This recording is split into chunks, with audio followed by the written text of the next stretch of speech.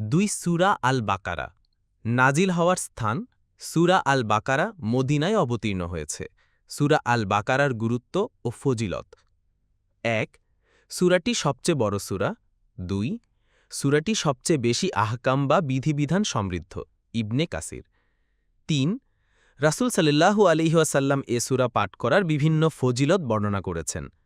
আবু উমামা আল বাহেলি রাদিয়াল্লাহু আনহু থেকে বর্ণিত হয়েছে, তিনি বলেন, রাসূল সাল্লাল্লাহু আলাইহি ওয়াসাল্লামকে বলতে শুনেছি, তোমরা কুরআন তিলাওয়াত করো, কেননা কিয়ামতের দিন এই কুরআন তোমাদের জন্য সুপারিশকারী হিসেবে আসবে।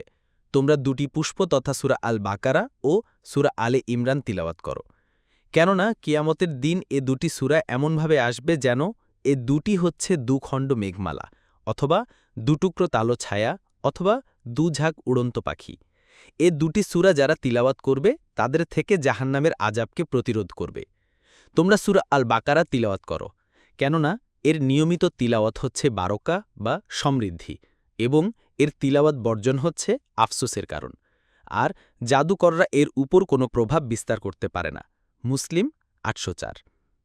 অপর হাদিসে রাসূল সাল্লাল্লাহু আলাইহি ওয়াসাল্লাম বলেছেন, তোমরা সূরা আল বাকারা পাঠ করো, কেননা এর পাঠে বরকত লাভ হয়, এবং পাঠ না করা অনুতাপ ও দুর্ভাগ্যের কারণ।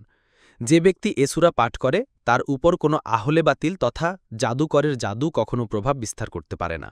মুসনাদে আহমাদ ৫-২৪৯।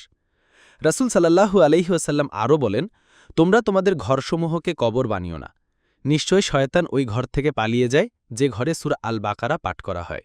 মুসলিম ৭৮০। অন্য রেওয়ায়েতে এসেছে, যে ঘরে সূরা আল বাকারা পড়া হয় সেখানে শয়তান প্রবেশ করে না।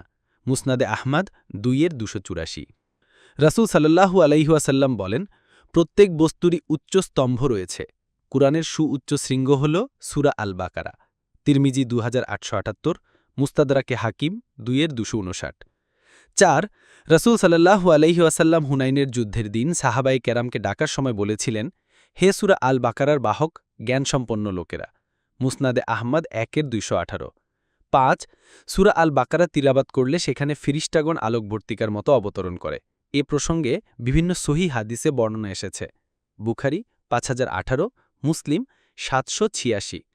৬ যে সমস্ত সাহাবায়ে কেরাম সূরা আল বাকারা জানতেন, রাসূল সাল্লাল্লাহু আলাইহি ওয়াসাল্লাম তাদেরকে নেতৃত্বের যোগ্যতা সম্পন্ন মনে করতেন এবং তাদেরকে যুদ্ধে আমির বানাতেন।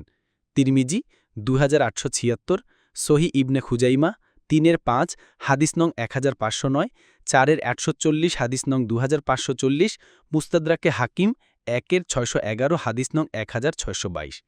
৭ অনুরূপভাবে যারা সূরা আল বাকারা ও সূরা আলে ইমরান জানতেন, সাহাবাদের নিকট তাদের মর্যাদা ছিল অনেক বেশি।